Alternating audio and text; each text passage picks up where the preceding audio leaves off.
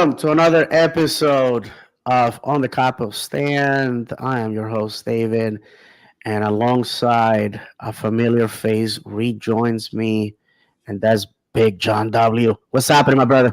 What's going on, David? Glad to be back. I'm really happy to have you back, my friend. Thank you very much for once again stepping next to me to talk about the greatest club that has ever been on the face of the earth, Orlando City. Obviously, if you're watching us live, you can see in the background I'm not at home. I found myself in Northern Virginia for the week because my friends, like I have told you many times, those season tickets are not gonna pay for themselves, so I have to go out there and work.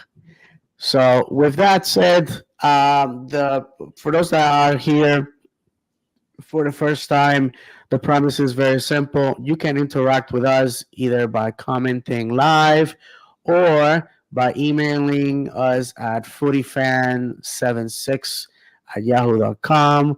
Or if you follow any of us on social media, in my case, in Instagram, at the underscore Florida underscore man 76, or with John, which I believe is that your Twitter That's handle, my John? Twitter, yeah. Go ahead and say it. At that boy JR Dub.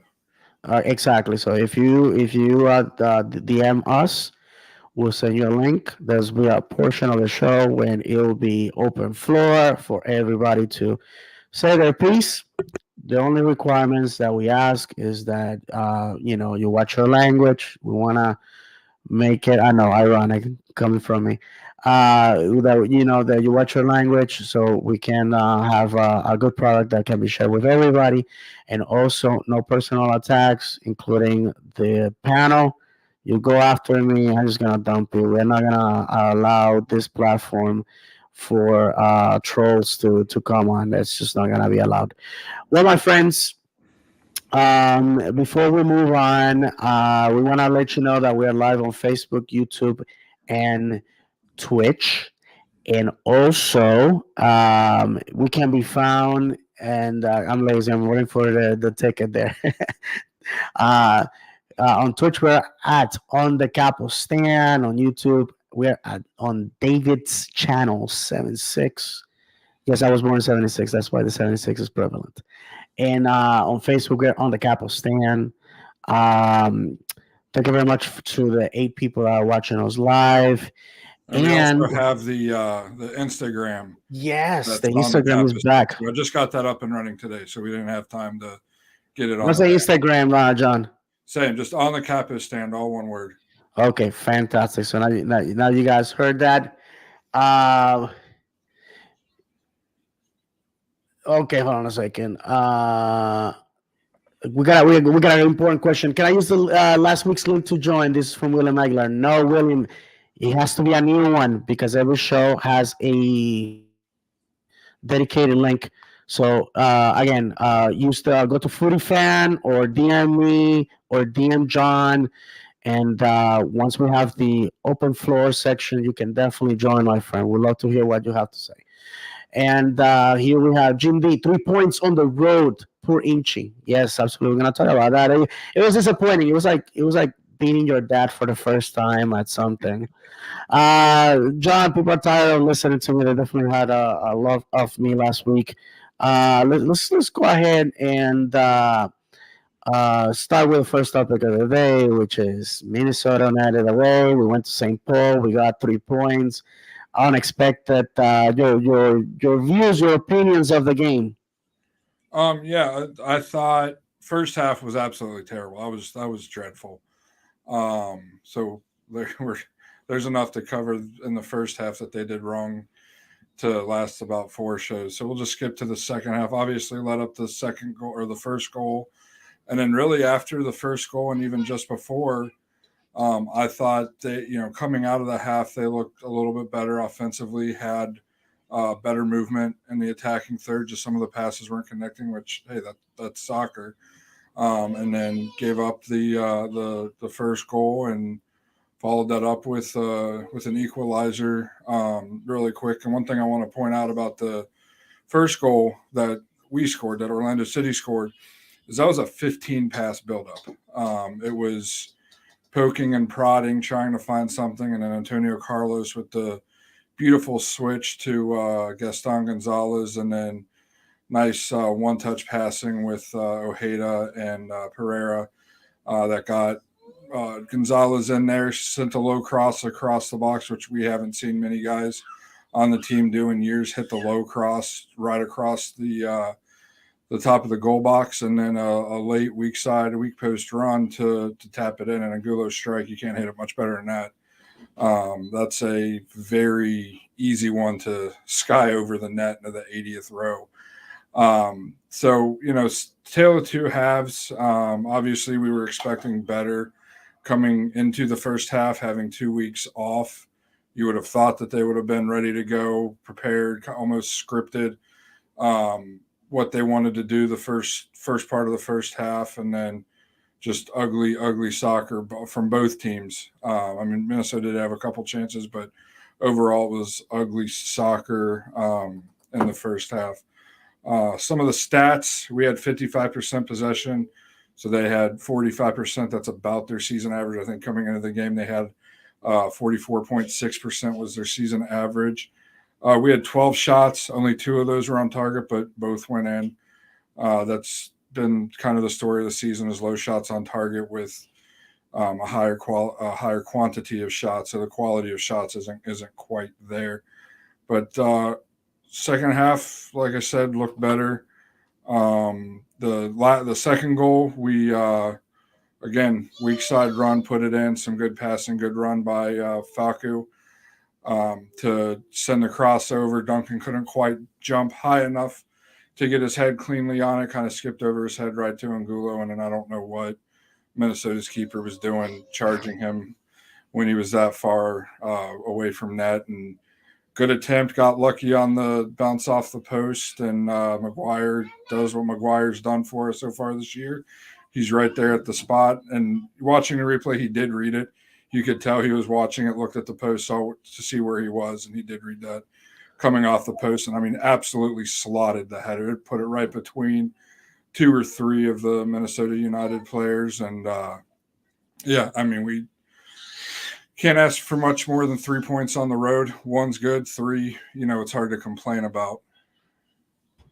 No, absolutely, John. And for the benefit of those who are listening to us, I have the banner. OC runs on Duncan, but Angulo is the man of the match. I have to say, Ivan El Rayo Angulo, I'm saying it right now, has to be a purchase in December for me.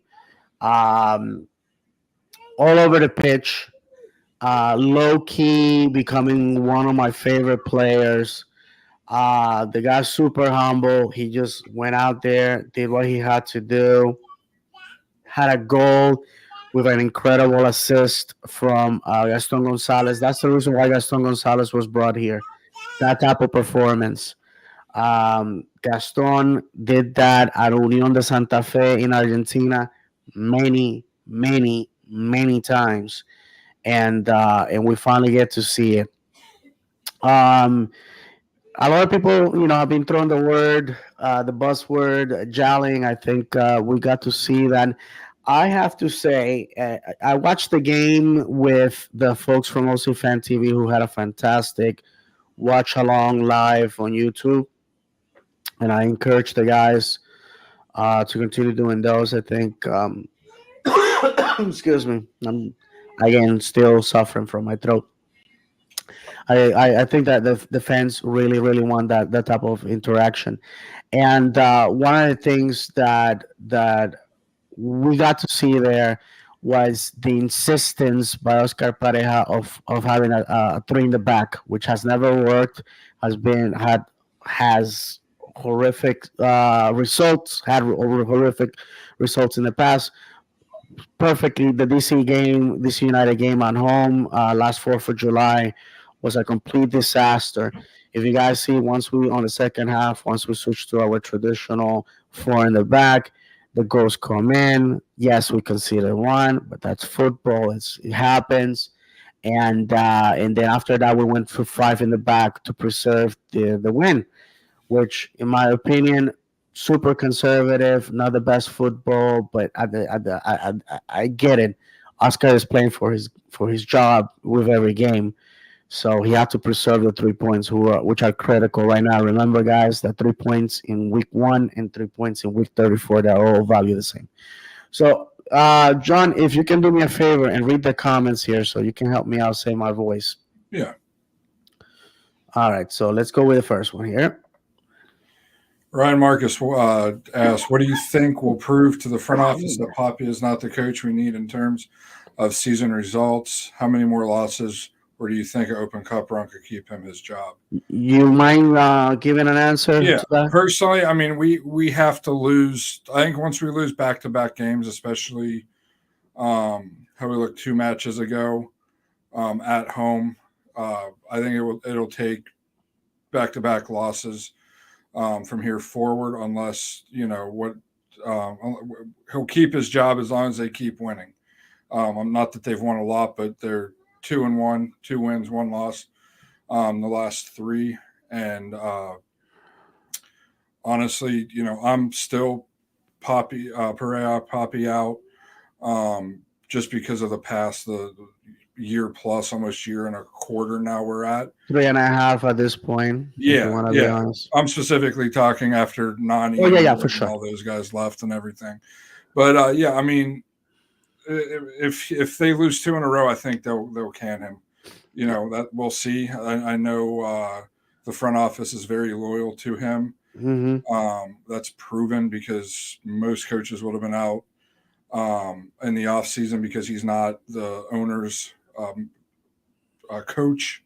Yeah, And usually there's an overturn that happens there. I think. Next comment, unless you have Yeah, something to add. no, absolutely. That I would like to add to that, John. I think they're just gonna see his contract out in December, unless they really have Moses in the flesh as a manager coming to lead this club. I just don't see us parting ways, and it's not what I want because we're gonna read some comments here that showcase more the way I feel. But to be quite honest with you, the performance wasn't there, guys. It wasn't. It was very dull football, and this next comment showcases clearly how I felt with that we got lucky.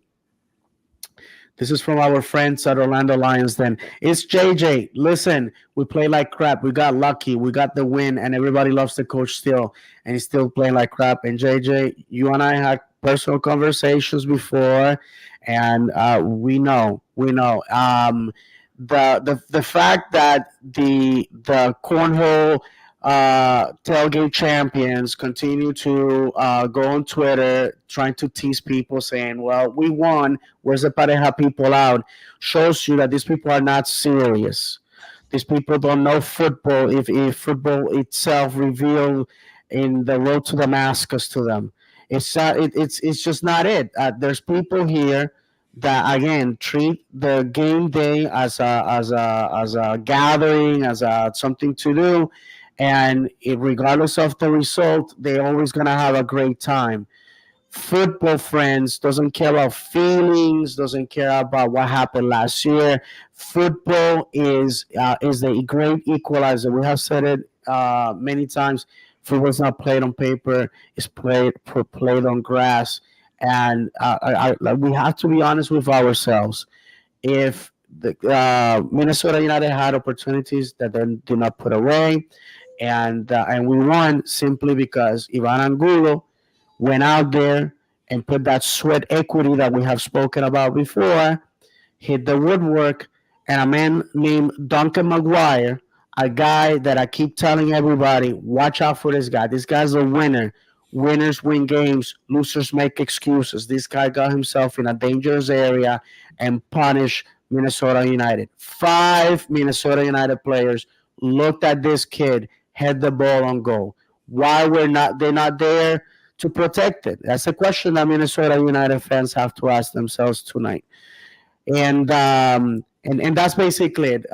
John, the comments are coming rapid fire, Yeah. so I'm gonna allow if you can help me out, read Yeah. more of these Go right ahead. comments, I'll please. read I'll read the next few. Yeah, No thank you, problem. brother. I know I asked you, and now I'm paying the price for it.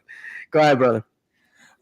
Brendan Morrissey, if I said that wrong, I apologize. Pareja out.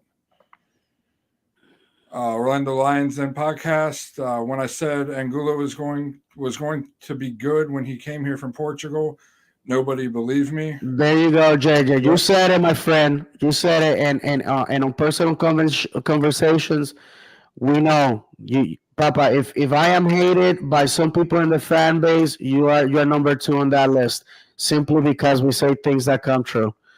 Go ahead, John.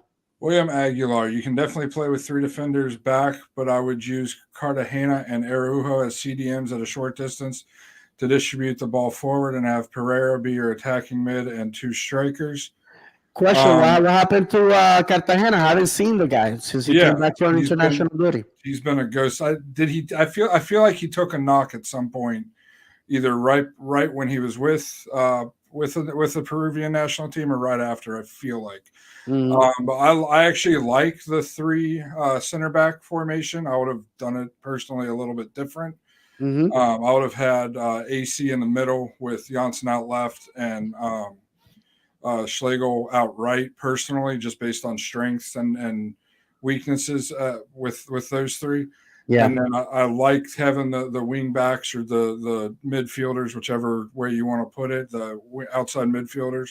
I think that especially with Angulo, um, he's been doing it all year, playing defense for us, helping out on defense as a winger.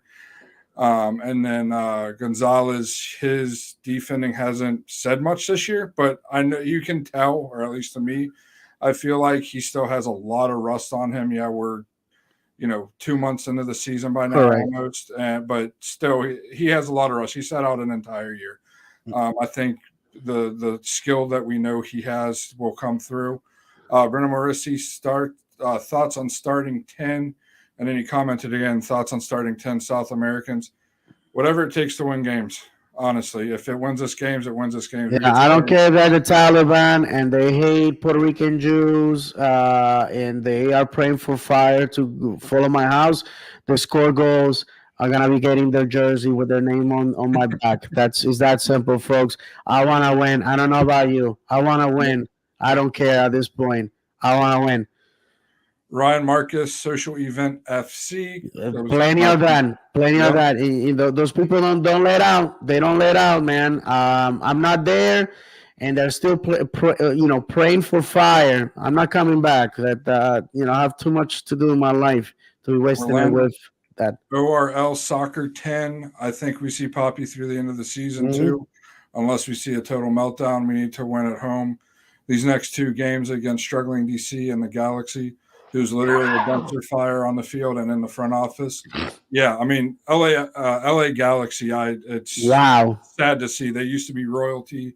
I'm sure, like most or all of our listeners know, they were royalty in the MLS. I mean, they really put the MLS on the. Yeah, but LAFC, man, that Yep. they just have that cancer in town Yep. that they can't get rid of.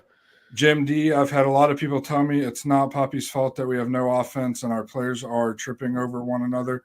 They're telling me it's not his responsibility. Then whose is it? John, may I interrupt for there for a minute? Yeah. Listen, I served in the military. Okay, on an aircraft carrier, 5,000 sailors and marines. A battle group is 17 ships. Okay, submarine ships. We're talking about over 100 aircraft. Somebody has to lead. Somebody has to lead. Okay? An organization has to have a head. Blames and praise. First of all, blame starts at the head. Praise starts with the feet. That's how it is, friends. I'm sorry to tell you this. We cannot say that Oscar Pareja is blameless. No, he's the one that trains them. He's the one that set us the practice. He's the one that set ups the tactic. He's the one that picks the 18 on game day. It's his fault, regardless. The only thing that Oscar Pareja is blameless on is the weather and travel arrangements.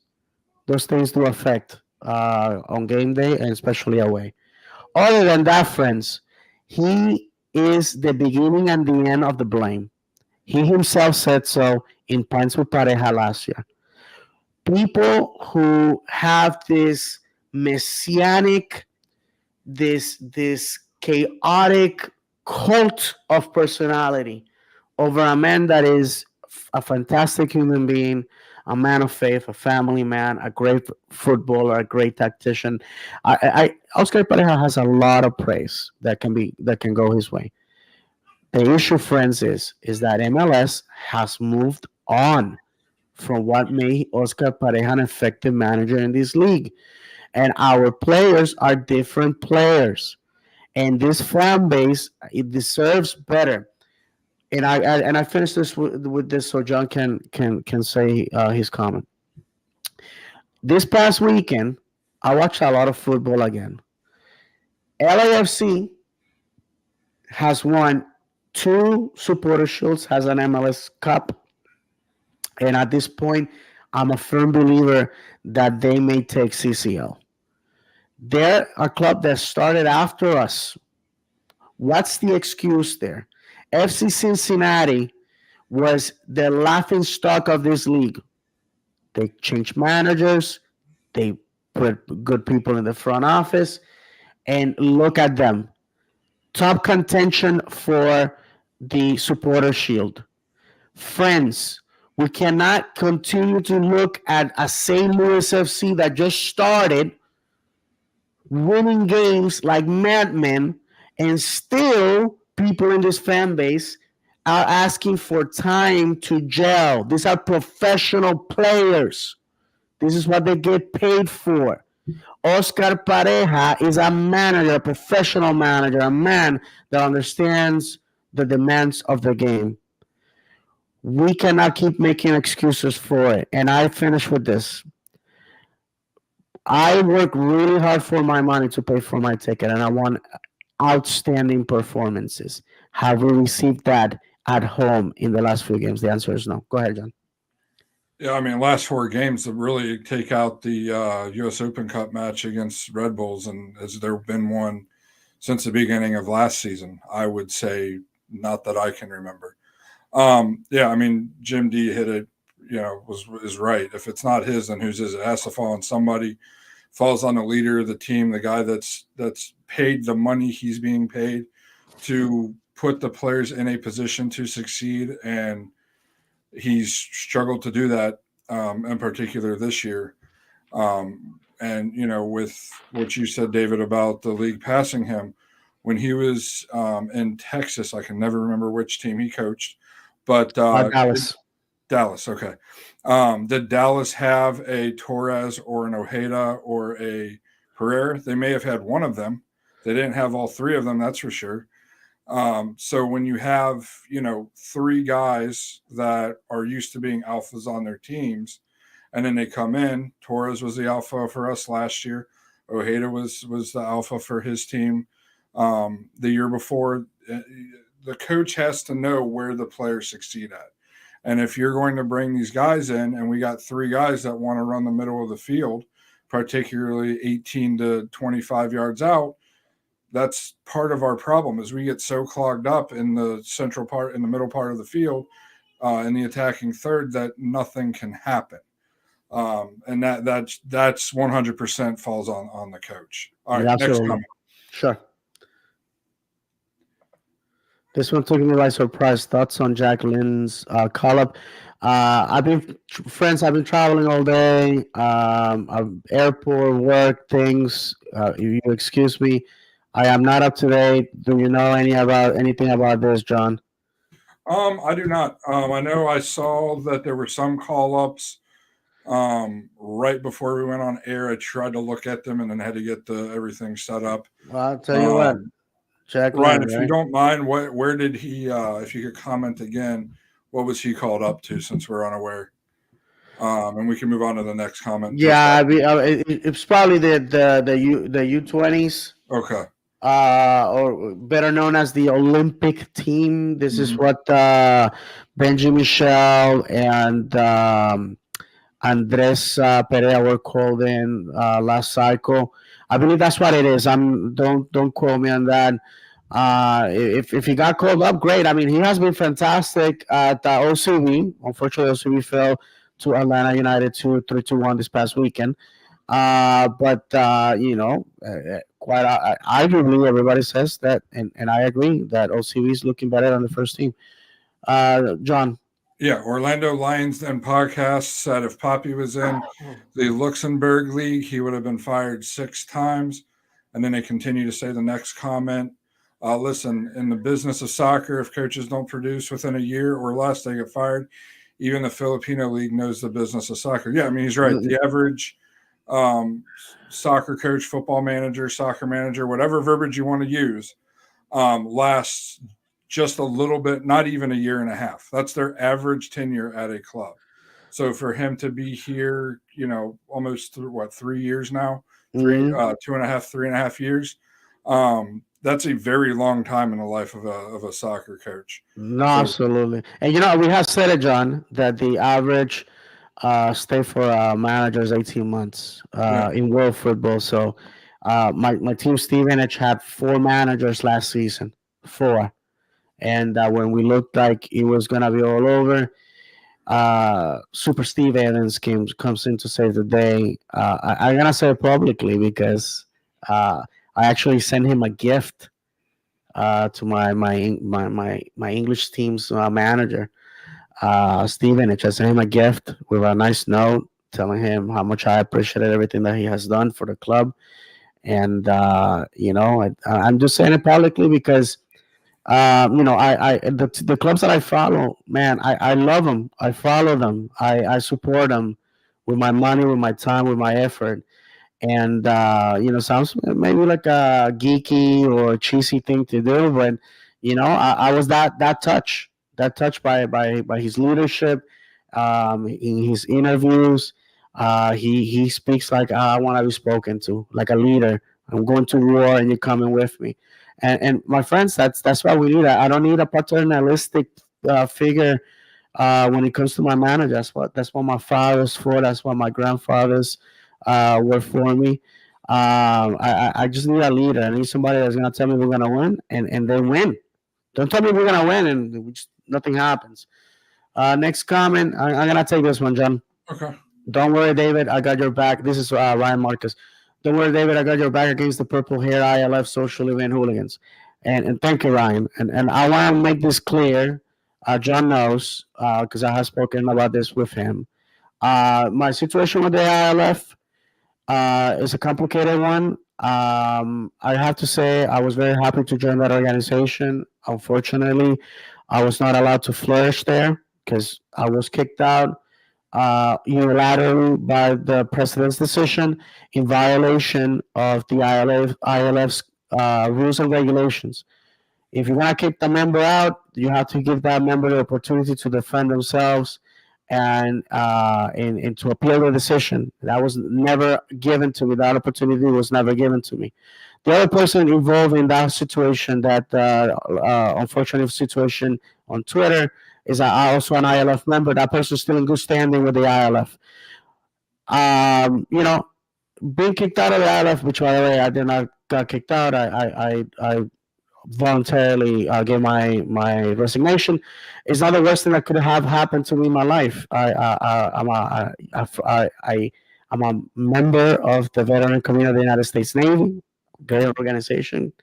Um, I'm a member of my local congregation, my local synagogue, and the American Legion. I mean, I'm a member of a lot of things that are dear to me. The ILF could have been one of those, but I was not given that respect, that opportunity. And again, I am saying that with knowing that my behavior that night was deplorable and embarrassed the ILF, and I acknowledge that. So um, I have no beef with the ILF guys.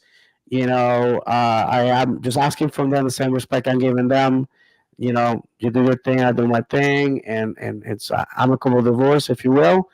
We love the same club, and I'm not gonna use the microphone to trash them or say anything negative. I'm just saying that it could have ended better, and and definitely my behavior could have been better. But I was pushed to the limit. So that's all I'm gonna say about that. Next one, David over soccer moms. Well, I do like some orange slices, so they got me there. They got me there. John, this one. All right, Ryan Marcus said Poppy is an amazing coach and Colombian role model and has brought trophies to the club, but there comes a time where a club needs to move on and make a new chapter. It's nothing of hate, just need change. Yeah, I mean we've said it all we've said it before that it's like the girlfriend or boyfriend that you have that it's just time, it's not moving forward, if you will. The relationship isn't moving forward and growing like it should, and you're just kind of at a stalemate. It's time to amicably split ways. And thank you for your service. That's it. We appreciate it. Build Poppy a statue. Brought us our first MLS or top tier, if you will, trophy. Nothing but the best for him. Nothing but thanks for him. But unfortunately, there just comes a time where a new voice is needed in the locker room, a new voice is needed in the front office, on the front office front, and Mhm. me and David both feel like right now is that time. No, and John, I wanna ask you a question because it came up. I don't know if I already mentioned it because I'm old and foggy and I forget things. When we watched the the game with the folks from OC Fan TV on their live watch party, two things came up among the people watching the game. Number one, it seems like we don't have an Anani personality on the pitch anymore. We don't have that player that we can rally around. And number two, which I thought was very very important for us, is we no longer seem to have the drive to win. It seems like we play not to lose, and unfortunately, that is something that we tend to see often with the so-called Pappy specials. So yeah, John. I mean, like, do you feel that we no longer have that big personality that just basically grabs the players by the collar and say, "Let's go win"? And one last thing, also, the fact that a lot of people are saying, "Hey, players that were here in Orlando that were not utilized properly from the Super Draft have moved on to other clubs, and they have incredible success." Why is it that a player like Duncan McGuire has to be basically begging for minutes when it's clearly the starting choice at this point? Correct me if I'm wrong, John. I believe was Duncan McGuire is our goal scorer He at is. this point. Look at that, he is. So let's touch with that. I know I gave you too much to dissect there. So yeah, So actually, no, I have it written down. Didn't mean to cut you off, but I go ahead, knew brother. where you were going. The fight of the team is a reflection of the coach, in my opinion, is a reflection of the coach and a reflection of who your team captain is. And this isn't a bash on Pereira. I think he is an excellent, excellent soccer player. Very few players can pass the ball as well as he does. Through balls, whatever. I mean, he has a great touch on his passes. But last year in the preseason, when it was announced that he was the team captain, I was kind of surprised because you watch him play and he's typically one of the more laid back, not, so much in your face guys, if you will. And I was very surprised that the armband wasn't given to really three players I thought that were going to be the team captain, which was AC, Janssen, and Gillespie. Those were the three I thought. Those three will make great team captains. I mean, Gillespie is the team captain of Peru. Sorry, Peru. So he obviously knows how to lead a team, and you watch Peru play, and they fight. I mean, they fight. Janssen. fights, AC fights. Unfortunately, those two had pretty significant injuries last year, so they couldn't really change the armband. But that's my opinion on it. Is Mhm. the team captain reflects the coach's personality, and the team reflects the uh, team captain's personality, and because and so I mean, you look when we had Nani, for instance. Look how much we fought. Look how Nani played. Yeah, some people called him lazy, but if he found somebody slacking, he was right there in their face. I saw it multiple times. Oh, listen, Oh, he listen. was here. All I gotta say is my top two Nani moments was him after we won the shootout against LAFC in MLS's back. Goodness gracious, that should have been a poster with him running around Hmm. with the can I hear you? Can you hear me now? And the other one was when he scored a winner against Atlanta at home, and he bat slap.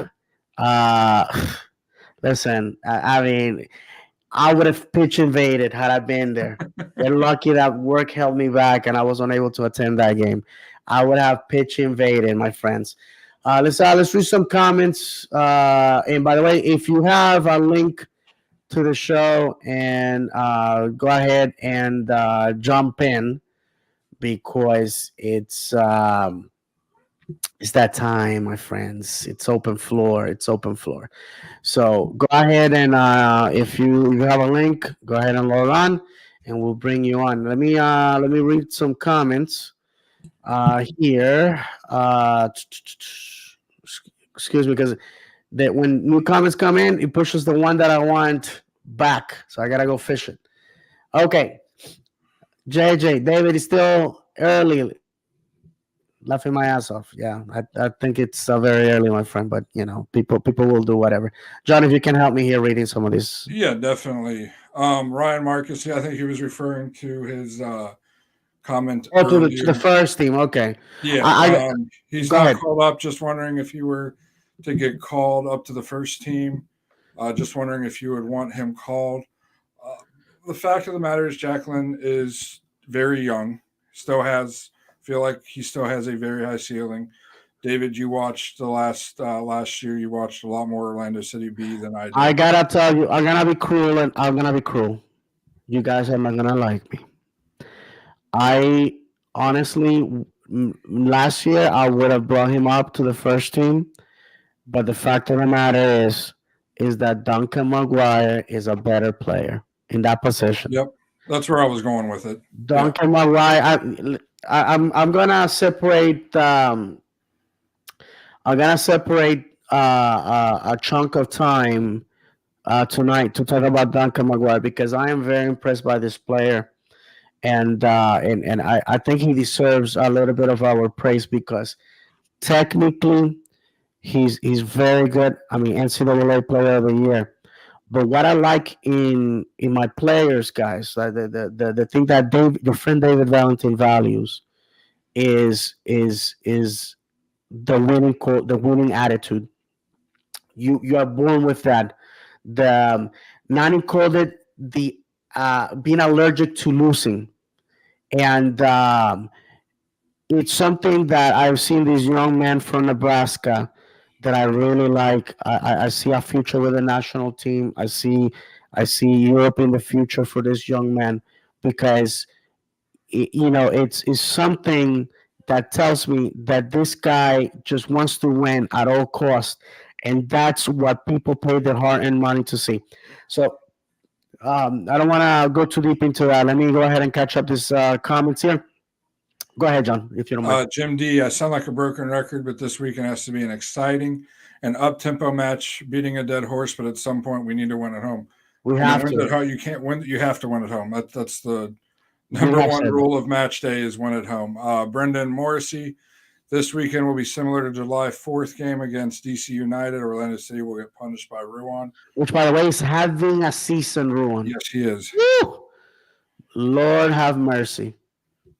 Good for the young lad, by the way. And then Orlando Lions then podcast. What do these players have in common? Rafa Ramos, Leo Pereira, Kyle Lauren, Kamal Miller, Estrello, Pedro Stella. Ribeiro, and Richie Larea. Players never had a chance at OC and now are playing in top league and top national teams. Forgot John Matinho was their next comment. And I'm gonna tell you one thing: Leo Pereira, a travesty, because Leo Pereira went to Brazil to have a stellar career. Uh, if Orlando City wanted Leo Pereira back, it would probably cost them 10 mil to get this player back. A player that was here on loan that we could have gone for under 100K. Sorry to say that. Rafa Ramos, one of my all-time favorite Lions. Rafa right now is in Brazil after spending some time, excuse me, in Portugal and the Netherlands. Rafa's problem was he couldn't stay healthy, but it was an issue within the organization, not the players. So within the organization, the way we train them, the way we rehab them, and friends. There's a reason why we fired the people that were here when Oscar Pareja came in, because they had not been properly taken care of the greatest asset any football club can have, the players. When it came to Kyle Aaron, listen, the guy, uh, Europe on fire, uh, national team, World Cup. I feel that the problem with Kyle Aaron, and at the time I did not see it this way, but time and space have given me the opportunity to realize this young man was scoring goals. Last Orlando City player to have a hat trick. The top scorer, all-time top scorer in MLS, Kyle Aaron. And then you bring Don Dwyer, you pay him $1.5 million, and you want Cal Aaron to play another year for under $250,000. I'm sorry, I would have done the same thing he would have done, and I would have burned Exploria down on the way out. That's that. You want to be petty, you have to be petty. Kamal Miller, I have to say, great player. Why we left him exposed in the expansion draft is beyond me. We only got $50,000 for this player, and to see how much money Miami paid for him, it makes me angrier, because we have seen the quality of this guy and the fact that our compensation for a player that in all reality costs us nothing. But again, I always keep saying, when people say, "No, we gotta get rid of the super draft," super draft pays off if you know what you're doing. Estrella never had an opportunity here. I only got to see him play in USL. I think he had an opportunity in a friendly. Other than that man never saw a pitch. But Baby Heath got plenty of time, which is beyond. I don't understand that part. Pedro Ribeiro, one of my favorite players in the early days of MLS. Pedro is in Sweden, if I'm not mistaken. His wife is a Swedish citizen, so he counts as a national player there, and he's been doing very, very good. Got to see Pedro a few times. He used to come to the games just to watch, just like a regular Joe. And that goal against Columbus, where he like the picture catches him punch in the air. One of my favorite times here in Orlando, and Richard Larea, and I'm sorry about taking so much time, John, but Richard Larea, we already know the story. JOC telling this young man that he is not an MLS player. What has happened since? James O'Connor has disappeared into obscurity. That man has not sniffed an MLS stadium unless he pays for his ticket. And Richard Larea went on to be in the English Championship, go to a World Cup, something that James O'Connor couldn't do in his wildest dreams. And Richard Larea keeps, tilting heads everywhere he goes. And it's a shame. But again, if you're entrusting your greatest assets, the players, to people that cannot recognize talent, because listen, when I see Gioacchini in St. Louis scoring goals left and right, I'm wondering what was so wrong in Orlando. Then you have to ask yourself that. Anything to add to that, John? I'm glad you took that, because in 2015, 2016, and 2000, half of 2017, I was traveling, so I wasn't able to follow the team as much as I do now. So a lot of those players I didn't have much knowledge on. And he added down below about John Moutinho. I'll just add to that. John Moutinho wanted to go back home, back closer to home. Great player. I knew, had a gut feeling, even before we went into last year, that he was going to be gone. Just too much Yeah. talent. And, and And honestly, in full disclosure, JJ is friends with Joe Moutinho's dad, okay, so obviously he has the inside yeah, there. he has the inside. And unfortunately, he performed well when he was healthy. That's the honest truth. I think the last 3 years he was here, two of those years he missed very significant time Yeah, with he was very bad injury. misdiagnosed. I don't know if you remember that. Remember, he was misdiagnosed. He had a hip problem. They Mhm. were saying he's a back problem, and once they figured it out, he was doing Yeah, great. But you know, it's just one of those things, friends. I you're at Ryan Marcus oh, we got said another one. letting Laren go worst mistake. There you go. Yeah, yeah, no, And absolutely. Listen, most of those issues were due to uh, the front office that we had. I think looking back, and this is rear view mirror stuff. Things that thankfully are long gone. These are things that Nikki Budalik did here. I felt that he was over his head when he came to his job, and he made serious decisions that cost this club time and money. And I'm just happy that we can move on from that. Um, and we're hitting here the 47-minute mark. So let's go ahead and talk about DC United at home. Last time we played them, Duncan Maguire scored. We sort of surrendered 2 points in their home. DC United is flying high right now. Um, like I said, Juan is having a great season. He had to fight to get the starting role there. It was not given. So kudos to this young man. The table as of right now has us sitting at seventh. DC United is at 11th with 8 points. We have 11 points. For those that haven't had the opportunity to look at the table, the top seven places are New England, Cincinnati, Atlanta, Columbus, New York City, Nashville. Us, then on the eighth and ninth place, the wild card, like a lot of people are calling these two positions, Chicago and Toronto, and not making playoffs, surprisingly. Philadelphia, DC, New York Red Bulls, Miami, Charlotte, and Montreal. Montreal is having a nightmarish of a season. Charlotte is having sophomore blues. Miami is being Miami. They are trying to beef up their team with some trades as of late.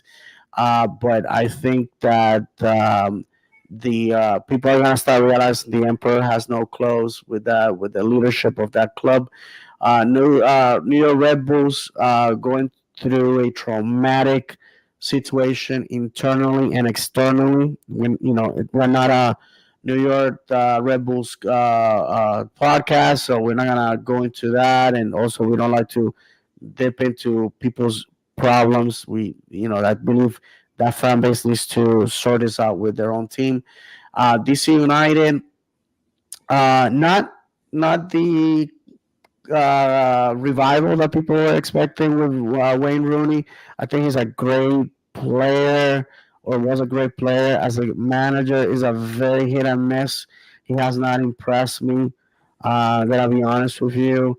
I think a lot of people, every time we play them, they bring out that dusty that video. I just get so angry when I see this. The fact is they're gonna play this in my funeral just to let me down one more time, Will Johnson, just to let me down one more time. And with this, I give the microphone to John. And you know, Philadelphia is putting stock into CCL as they should. CCL, we should have been in it, but that's a story for another day. So, how do you see us going against DC United, our bogey team, John? I mean, we have to win it. I mean, it's at home. It's against a struggling club that hasn't shown much life.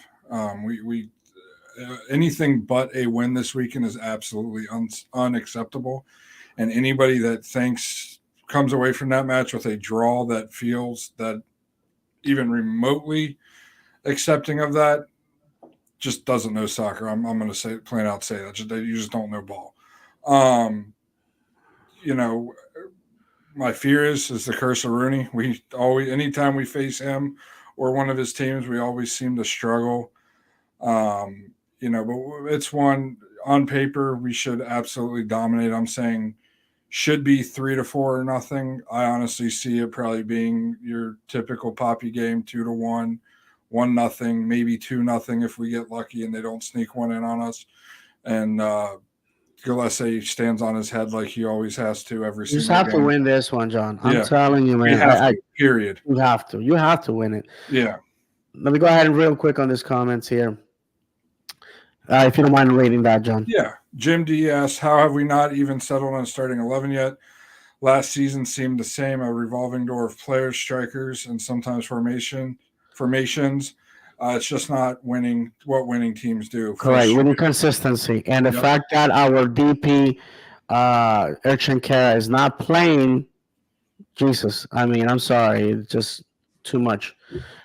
Orlando Lions Den podcast. I wish I could come on to tell you about Armando Carnero. Sorry if I JJ, know I'm pronouncing his name terrible. yeah, Armando Carnero. My friend. JJ, please come on, brother. Yeah, come Just on. send me a DM and please. This is your house, my friend. If you want to come on, just send me a DM on Instagram or at the email address there, and we'll send you a link so you can come on and give us 5-10 minutes of your wisdom there, my friend. And I know you have stories because I've been in conversations with JJ. JJ is a fan that loves his club, that has he has been privileged to know some things, and I enjoy the stories. Obviously, we can let some of those out. But JJ, if you want to come on, my friend, all you have to do is ask. So send me a DM to my Instagram or the email address there. We'd love to have you on. And last, Jim. Ryan John. Marcus, they play that clip 800 times every time. He's talking about the Rooney clip where Oh, he listen, chased us down. I still remember where I was at when that happened. Yep. Me as well. I mean, the fact they didn't call the foul on the back end just makes me sick to my stomach. I mean, you said they're going to play it at your funeral. They're going to play that to force a funeral on me eventually. Oh, my goodness. Corey Wolfgang, hello, fam. Hey, Corey. Great to have you, my friend. Great to have you. Listen, this is all I'm going to say about DC. And I have to tell you guys, we have to win simply because that's what you do at home. You win games. I actually was thinking about not going to this game because of the situations that had happened or whatever. I wanted to give myself some time away. But I'm sorry, my friends. I'm gonna let 10 people tell me where and when I can attend football games. If they feel that maybe there's an opportunity for them to start drama, go ahead, go for it. I'm not from my standpoint. I just want to go watch a game. I'm not gonna start problems. I'm not gonna start doing anything. So I'm gonna be there to support the boys. But if the fan base is gonna make the effort, folks, of get in the car, gas up the car, pay the tolls and drive there. I know some of this fan base, some people in this fan base drive up to 4 hours one way to go watch the games and go there. You have to warn them. You have to reward them because that's what fans deserve. I mean, I'm sorry, we are consistently almost selling out Exploria for all the home matches, and what we have to show for is a scoreless tie and a win on a dubious PK. We have to go play like we played in Minnesota and show that we can win games, especially against a DC United that I feel is a team that is not going to make playoffs. I'm sorry. Bring Wayne Rooney, probably sell a few shirts, put you on the soccer AM type shows in England for about 5 minutes one day, and that's it. That's all he's gonna do. Again, if he was a good manager, good. Listen, good managers grab crappy teams and make them into winners. And I wanna, John, I hate myself every time I do this because I have to talk about my overseas teams when I have to give examples. And I know many of you are sick and tired of Steven Itch, which is 5 games away from promotion to League One. And I have to say, I'm gonna be producing a live show in on the eve of our promotion. So I have like 10 people invited to that one. We're just gonna have a blast. Cause damn it, we deserve it. We're coming back to League One after 9 years. So it's something to be celebrated. But I have to tell you this: when, like I have said 1,000 times, Steven Edge was 7 games away from being relegated out of the Football League. Steve Allen comes in, grabs the same players that three managers before him could not get to win, and they win. They win, and they're 5 points clear of the relegation zone. That, friends, that's what good managers do. And hold on a second. I'm sorry. Johnny sending me a message, and I'm just responding to him. So the um, the fact of the matter is that a winning coach, a winning manager, will definitely go ahead and grab and make that. We have a saying in Spanish, haciendo de tripas corazones, making hearts out of guts. All right, so we're grabbing something that just is not that appealing and making it appealing.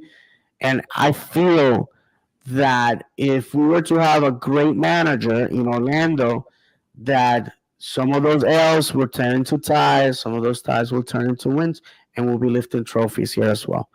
And while Oscar Perez has a great manager, in the sense that he steadied the ship, I think we can do better. That's all I'm saying, folks. Let's read here this comment. Go ahead, John. Since Core Wolfgang says our players got to learn how to play together and attack cohesively, but it can't keep taking 10 games in the season to keep figuring it out. By that time, your season results are in jeopardy. Absolutely. That's what preseason's for, is for gelling. In the last 2 weeks, they should have been able to gel. Ryan Marcus says $20 in gas. At the least 4 mile walk, 90 minutes of snooze fest plus season ticket fee, talking about how the team plays and all the costs involved. Orlando Lions Den podcast. I'm just here for tailgating and cornhole. That's it, baby. We all know that. And the grilling. Don't forget the grilling. Ryan Marcus says I'm dead. I'm guessing about the Orlando Lions Den comment. Ryan Marcus again. Tailgate FC and undefeated. And he continues, Stevenage better not lose that spot to Stockport, best fans in League Two. All right, listen, I have a lot of love for Stockport. One of my good friends, Matthew Bird, who does a great podcast, the Silly Pod, covering St. Louis. He's a Stockport fan. For those that don't know, Stockport is a small club on the outskirts of Manchester, and they got themselves promoted. against all odds because we all know who the millionaire club is in the National League, and that's Wrexham, and they spanked them. They got the automatic spot. They moved on, and much power to them. If they can get themselves on the top three spots, great. But my opinion is, if they end up in the playoff spots, they're gonna snatch um, that last spot. Good club. Uh, Beat us consistently at home. I have to give him that. And there's a lot of great football in the lower English leagues. I know that the Premiership is not for everybody. So if you wanna follow an English club, there's plenty to choose from in League Two, League One. There's great football there, and there's a lot of Orlando City fans um, in England that follow those clubs. So perhaps you guys can bond over love for Orlando City. And one of the things that I have learned from lower English football is they are super open. They're welcoming the people at Stevenage, from the youngest fan to the stewards to the SLO, the CEO, the club ownership. They have been nothing but nice to me. I have nothing but nice things to say about that. So, again, if you're looking for a club, yeah, overseas, and especially in England, I think the lower leagues is the place for you. Let's see here. Let's see here. What's this? Ryan Marcus, wish Orlando could adopt Stockport chants, some of the best in England. Hey, listen, I have tried to introduce some traditional chants, some Stevenage chants here, but I don't think the groups are gonna be taking suggestions from me anytime soon. But again, you can be chanting about rowdies, or we can be chanting some cool things about our own club. John, if you don't mind picking up. Yeah, Orlando Lions and podcast. Man, I love the show. David and John, you guys are doing great. Great show. Thank you, Thank you. JJ. Thank you, JJ. And I have to say it. I say it all the time. Eddie knows because it's the guy that I talk to the most. I have a lot of love and appreciation for the Orlando Lions Den podcast. They gave me my first shot in front of the microphone. Those guys are my friends. They put up with my nonsense. Every time they invited me, they ended up with 20 minutes of footage there, or video, or recording they had to dump, because you know me. I say that things are not popular.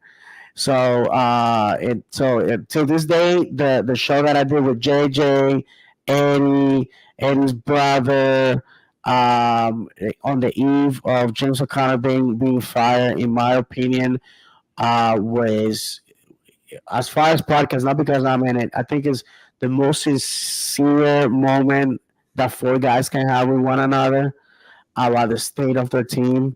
Because at that point, we were just lost. When you lose year after year after year, I mean, how much of that can you take, really?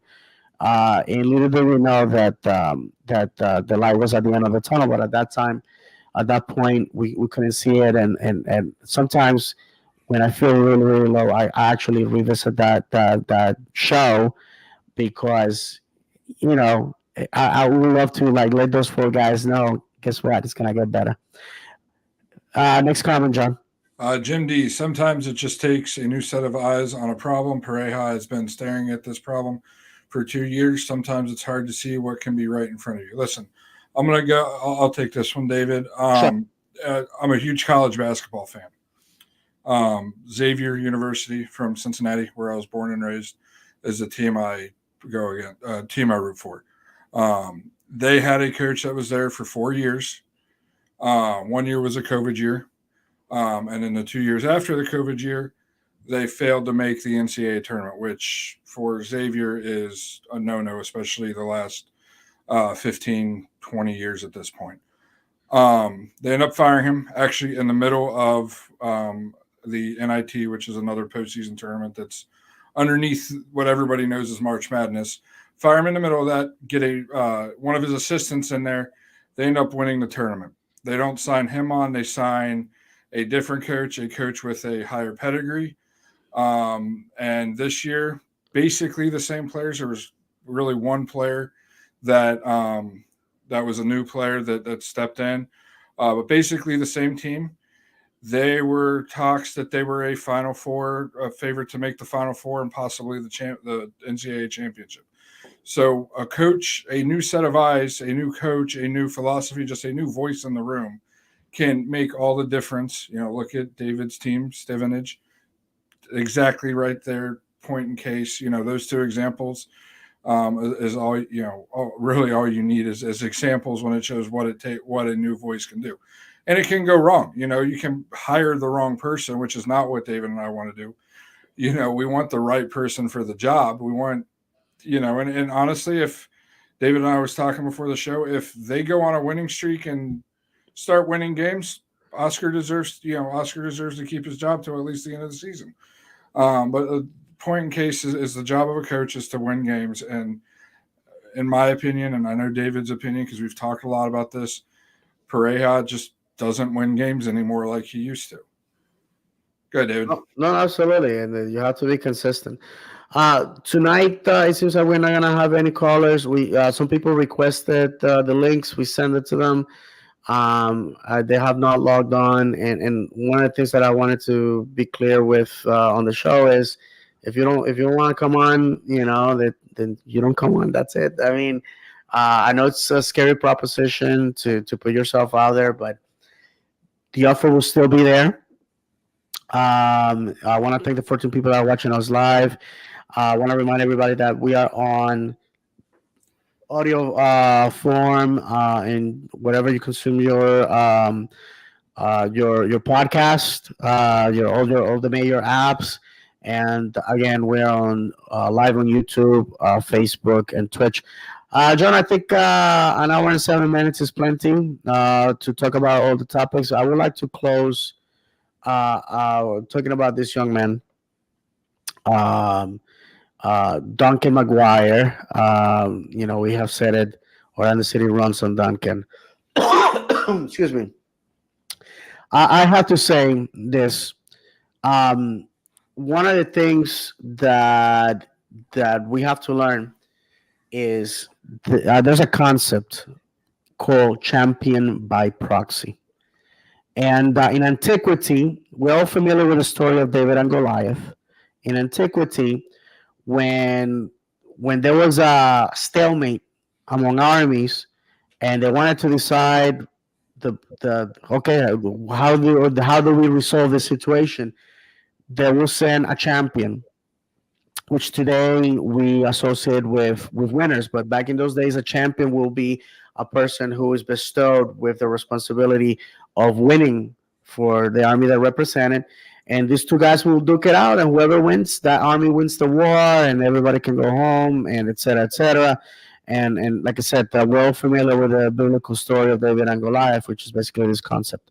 So, champion by proxy is a concept that the players represent the city, the fan base, right? When you talk to supporters and they're talking about the team, they say us, we, right? And they never say the team or the players. When a team wins, that we won, right? Because the players act as our standings, if you will. And I have said it many times in my personal and professional life. I had to fight against the odds, and I'm very proud of what I've been able to accomplish. And I feel that players have to embody that drive. We have to play to win the game. I don't care if we lose, we get our teeth kicked in. If we go out there and we give effort and we play for the guy that was throwing sod for 16 hours a day during the week, and he with his hard-earned money, he pays for that ticket, and he comes and he cheers on the boys. The boys have to reward him with a performance. Duncan McGuire, in my opinion, is a guy that came here under the radar. He wasn't bought with $10 million. He was no South American wonder kid. He was not somebody that was being hunted down by Arsenal or any other club like that. He's just a kid from Nebraska, low key, and Nebraska. I mean, for those of us who have visited that part of the country, there's nothing there. It's fly by country. Let's be honest. They call it that for a reason. There's nothing there, and this guy plays like his life depended on it. In Orlando, we have players in the past that have played for the badge as if they were born and raised in Orlando, and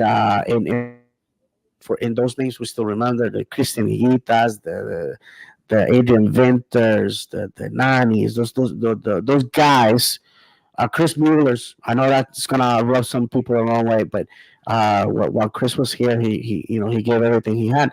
So those are the type of guys. I feel that Duncan McGuire, a player that cost us nothing, that we got lucky to pick, is a guy that that deserves minutes simply because in the short amount of time that he's been on the pitch, the guy scores. The guy is a pest on defenses. He puts himself in the right place at the right time to win us games. And the goal against DC in this last goal against Minnesota was that. It's just somebody else does all the work, blah blah blah, and he's there for the second ball, boom, tapping, and we win. Or unfortunately in DC they came back to tie it. But the fact of the matter is, I think he should be a starter on Saturday. And if Oscar Pareja does not start him, this is another negative in my book against the manager. Because if the fans can see this, if a guy like me that knows very little about football, other than, um, if our guys put the ball in their goal, we win. Then John, I can't defend that. I really can. I think Yeah, Enrique. absolutely. Yeah, I think Enrique is a good dude. I seen his highlight reel, but the fact of the matter is Duncan McGuire goes out there and he plays to win. Yeah, He I play, mean the goal that he ended up scoring was started by him. I can't remember if it was when he pressured the keeper into kicking it straight out of bounds, or if it was one of the ones in the corner that he won. The defender from Minnesota tried to body him off the ball, and he just took it like a man, and if you will, and didn't fall down.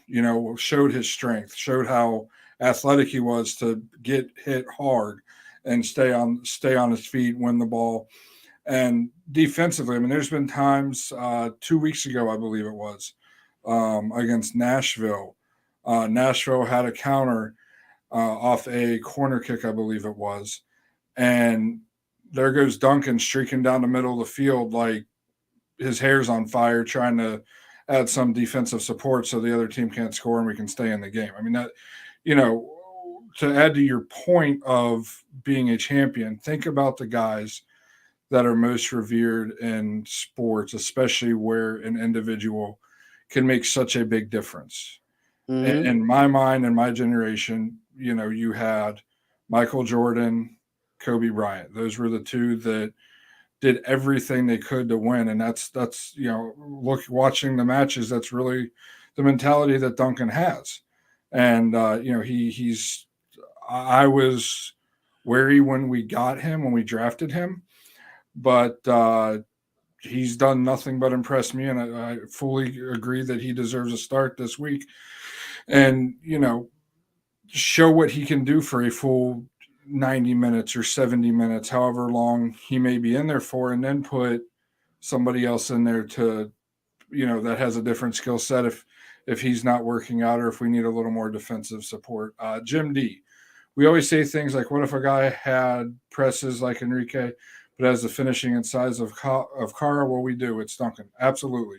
Duncan, yeah, Duncan's big. He's strong. He presses. His press has been outstanding this whole year. He may not necessarily win the ball, but he forces the team into a mistake or forces a goalkeeper where the keeper just has to kick it out of bounds to not give up an easy goal. So you're 100% right there, Jim. No, absolutely. All right, my friend. So we are reaching, excuse me, the end of the show. Um, again, once again, this show has the flexibility of allowing people to come on.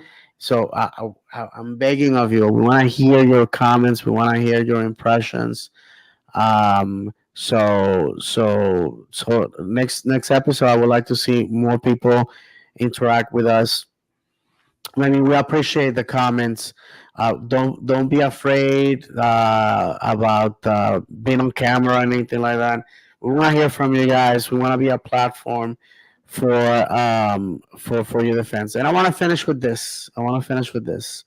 Um, this past week, I watched pretty much every podcast out there, and I have to say, and I'm gonna name them ourselves and Orlando Lions Den and OC Fan TV are the only podcasts out there that are not affiliated in any way to the club, and I mean accredited with the coveted press pass, which means that people can go watch the games for free from the press box, and they tend to answer to an agenda.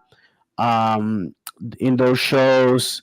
They basically said everything is awesome, everything's great. Anybody that is telling you otherwise does not deserve your ear, doesn't have your best interest, and I take offense to that because um, we love Orlando City. John and I love Orlando City. We love the club. Uh, we wanted to do better. I know the guys at Orlando Lions then will agree with me on that. They're the OGs. They're one of the oldest podcasts covering Orlando City. And mind you, they have covered some of the most horrific seasons anybody could do covering this club. And I was there for some of them, meeting them at the bar over there in Lake Mary till midnight, recording about getting our teeth kicked in a ninth time in a row and all of that. And I have to say this: anybody that puts their free ticket above telling you how it is doesn't have your best interest. And all I have to say is the fans are gonna vote with their time. They're either gonna quit supporting you, or they're gonna be there drinking the Kool Aid. I can be a lot of things. I'm not a hypocrite. I'm honest with you guys. I tell you how I feel. And I appreciate the people that watch us, and I appreciate the people that listen to us and interact with us and everything. But I can be a hypocrite, and I said it before, and I said it again. I'm uh not on Proud Orlando because I felt that I was being used as a puppet. My time is valuable. I don't give it away for free. I'm not here to work for the club. I'm a consumer of the product. I'm not here to be chastised via email or text because I'm not saying the right things or the club is upset about anything that I said. I think John and I have been very respectful tonight, very direct. And I think that if anybody in the front office feels threatened by what was said in this show, then you are part of the problem. I'm sorry. I think the fans need a voice when things are bad and when they're good, and I think that it's perfectly okay to discuss and say, "Hey, we suck," or we can do better. And so I'm gonna leave that with you guys.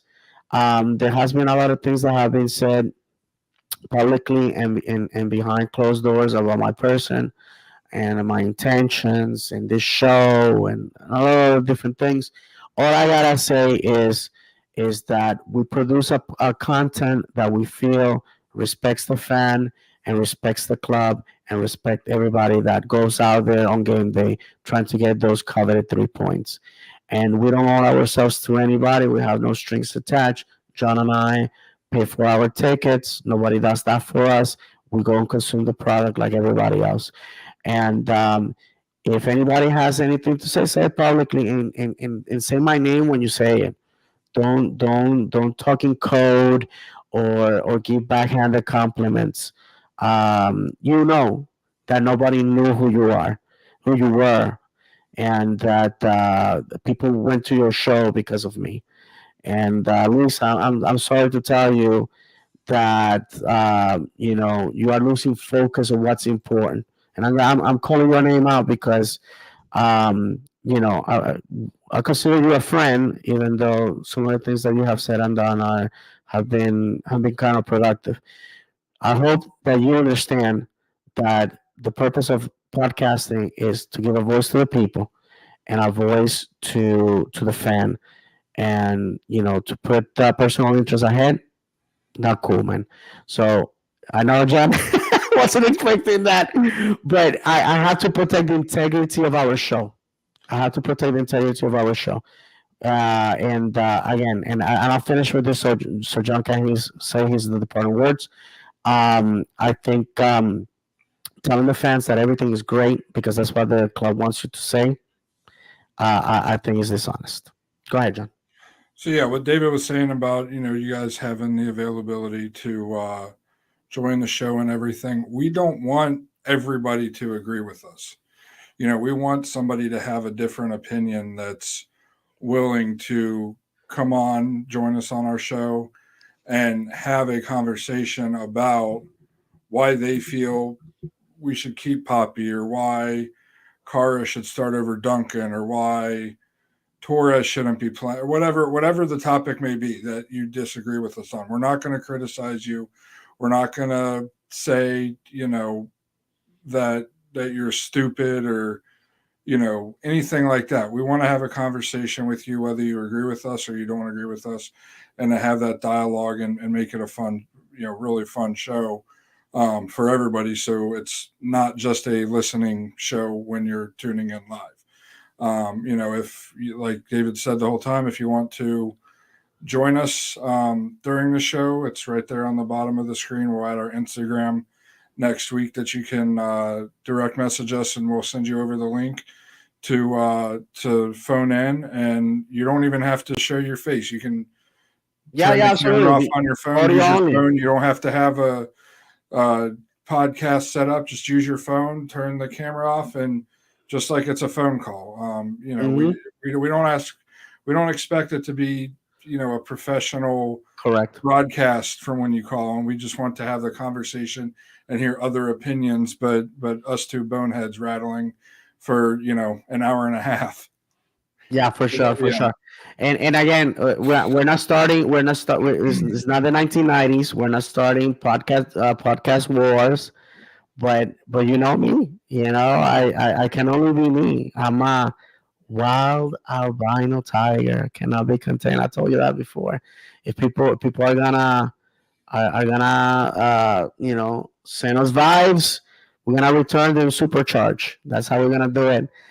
Well, John, where can people find you on the internet? You can find me on Twitter still, at that boy JR Dub. And then Instagram, my Instagram is JRDub15. Fantastic. And I am on Instagram at the underscore Florida underscore man 76. And to answer you guys, I'm not coming back to Twitter. I already said it for reasons that I think are very valid. It's a kind of productive environment for me. I recognize that. So I'll stay out of it. And talking to John, it seems like same people that claim to be victims go out there posting trash to start fights. So I made a wise decision. Again, I want to remind everybody that we are live on Twitter and on Twitch and on Facebook. We can be found on Twitch at On the Capital Stand, on YouTube, David's Channel 76. Ooh, excuse me. uh, on Facebook on the Capo Stand. Please interact with us. We'll be back 9 p.m. next Monday. Hopefully, this Saturday 7:30 at 655 West Church Street, Exploria Stadium. All roads take you there, my friends. Go. Let's go support the boys. Let's hope for a win. 3 points. That will make my day for sure. In the meantime, your boy David will be in Northern Virginia working. I have a very hard week ahead of myself. But like I said, somebody has to pay for those season tickets, and might as well be me.